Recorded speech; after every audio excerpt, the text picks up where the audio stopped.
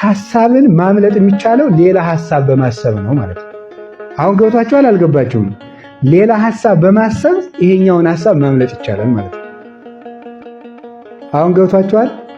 ሌላ ሐሳብ ማሰብ የሆነ ታሪክ ለምሳሌ አንድን ታሪክ እንተርክና አንድ ክፉ ሐሳብ እንዲህ አድርጉ የሚል ሐሳብ ሲፈጠር ያንን ሐሳብ ትተን ከምናውቀው የቅዱሳን ታሪክ አንድ ማድረግ አንድ እንዳርገን እንተርከዋለን።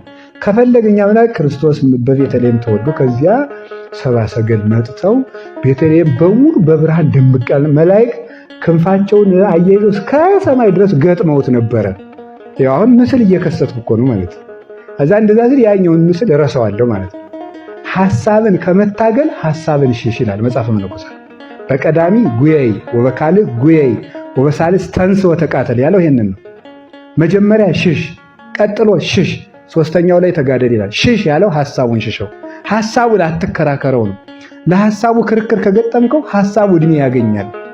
እድሜ ካገኘ ደግሞ ምን ያደርጋል? ወደ ንግግር ይለወጣል። ንግግሩ ወደ ተግባር ይለወጣል። ተግባሩ ወደ ልምድ ይለወጥና በቀላሉ አትላቀቀውም።